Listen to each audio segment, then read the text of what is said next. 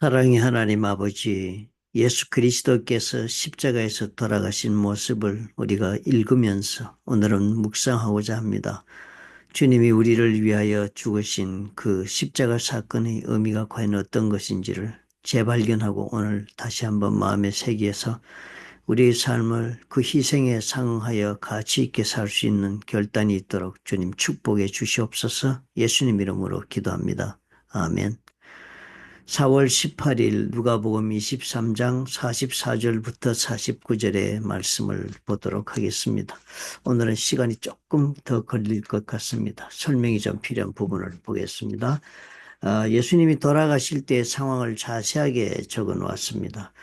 때가 제6시쯤 되어 해가 빛을 잃고 온 땅에 어둠이 임하여 제9시까지 계속하였다 그랬고 9시에 예수님이 돌아가신 것으로 그렇게 기록이 됩니다. 히브리 사람들 이때 유대인들의 시간을 표시하는 것은 6시라 그러면은 우리 말로 하면 이 사람들은 시간을 우리가 12등분을 했습니다. 그래서 6시라 그랬으면 아침 1시가 아침에 우리가 해가 뜰 때를 6시로 본다면 그때가 이 사람들이 1시입니다. 그러니까 6시니까 12시 낮 정오의 시간이 되겠습니다. 낮 12시에 주님이 십자가에서 못 박히시고 6시 낮 정오의 때부터 해가 빛을 잃고 하나님께서 이상한 현상을 벌이시는 것입니다. 온 땅에 어둠이 임하는 게 3시간 동안 계속되다가 제9시니까 오후 3시까지 계속이 되었다 그랬습니다. 그러니까 12시에 죽음이 시작되어 가지고 오후 3시에 완전히 돌아가셨습니다. 그래 이 시간을 보면 대단히 의미 있는 것이 성전에서 희생 제사를 하루에 2번 드리고 소제를 1번 드립니다. 제사가 3번 있는데요. 아침 9시에 있고 12시에 있고 그리고 오후 3시에 제사가 있습니다.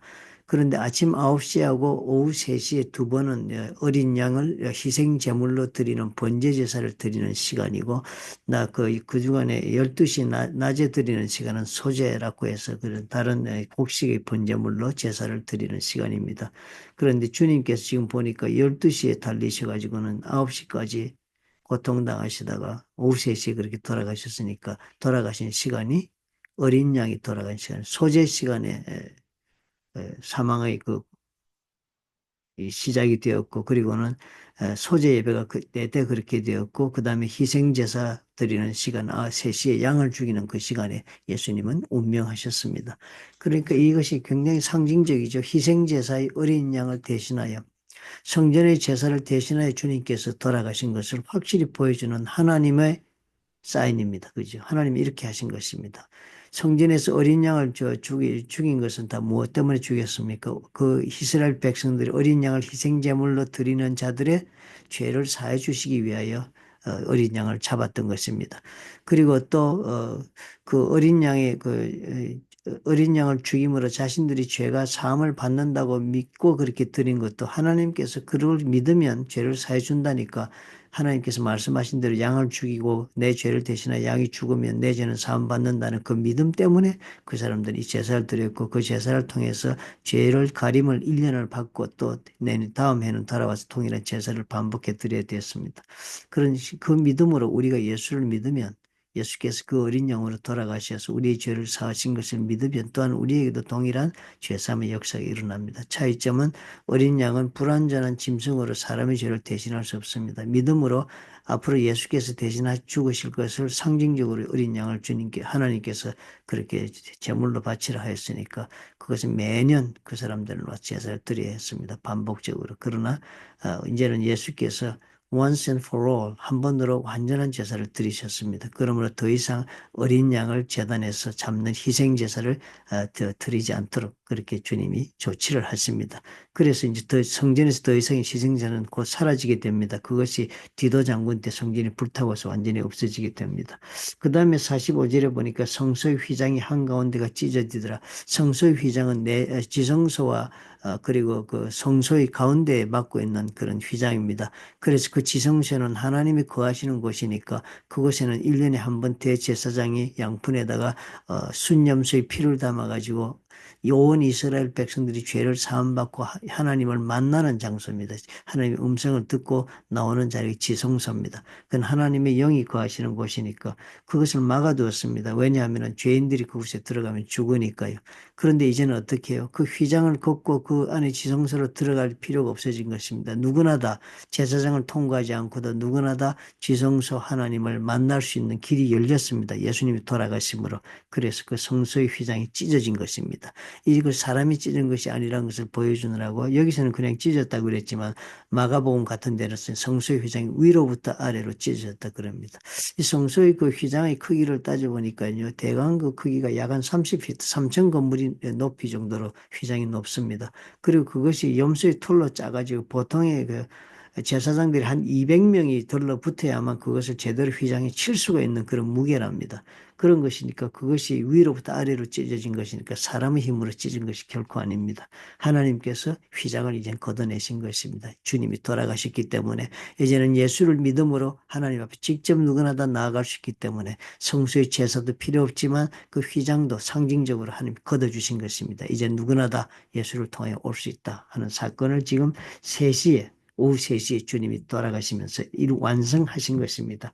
그래서 예수께서 큰 소리로 불러 이르시다. 아마 운명하시기 직전에 큰 소리로 주님이 무언가 말씀을 하셨다고 마태복음도 적고 마가복음도 적는데 무엇을 말씀하시니 적지를 않고 있습니다. 왜냐하면 제자들이 그 자리에 없었으니까요. 여자들밖에 없었는데 여자들도 멀찌감치 서 있었기 때문에 주님이 부르짖는 소리가 무엇인지 정확히 못 들었을 것입니다. 그리고 큰 소리로 불러 이러시는데 아버지 내 영혼을 아버지 손에 부탁하나이다. 시편 31편 5절의 말씀을 주님이 이렇게 고백하신 것입니다. 시편 31편 5절의 말씀도 메시아의 모습을 미리 예언한 말씀입니다. 그러니까 그 내용을 여기 적은 걸 보니까 주님께서 예수께서 이 미리 하나님께서 다윗의 입을 통하여 고백한 이 메시아에 관한 이 고백을 주님께서 오늘 완성시키시는 것을 봅니다. 주님은 철저히 이렇게 이 모든 죽어가시는 과정이 다 어떻게 해요? 하나님이 이 땅에 보내신 메시아임을 증거하는 모든 증거를 보여주십니다. 그 말씀을 하시는 숨졌다 그랬는데 요한복음에는 중요한 얘기가 있습니다. 19장 30절에 다 이루었다 하시는 말씀을 하셨다고 적어놓았습니다. 그러니까 이 말씀들은 아마 제자들은 모르니까 마테마가 못 적었겠지만 그 다음에 보니까 백부장이 이 den이를 다 보았다고 그래서 백부장 로만 센츄리온입니다. 로마의 백부장이니까 이건 로마 사람입니다. 로마 군인이죠. 그리고 로마 군인이 그 den이를 보고 하나님께 영광을 돌렸다. 그리고 이 사람은 정령 의인이었지. 정말 이 사람은 하나님의 아들이다라고 이 사람이 고백을 한 것입니다. 백부장이 메시아인 것을 고백하는 사건이 그날 십자가 아래에서 바로 벌어졌으니까 아마 이 말씀도 백부장이 전해준 말씀으로 보여집니다.